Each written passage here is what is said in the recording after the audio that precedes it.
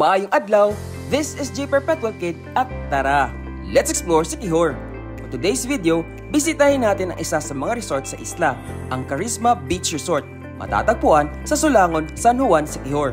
Tara't silipin natin ang kanilang air-conditioned deluxe room with pool view. Meron itong isang queen-sized bed, couch, cabinet, in-room safe box, private CR pero walang bidet spray, at free Wi-Fi. As for the swimming pool, it is open to guests from 8 AM to 8 PM. But if mas prefer nyo ang maligo sa beach, don't worry dahil may direct access ang resort sa napakagandang white sand beach ng Sulangon.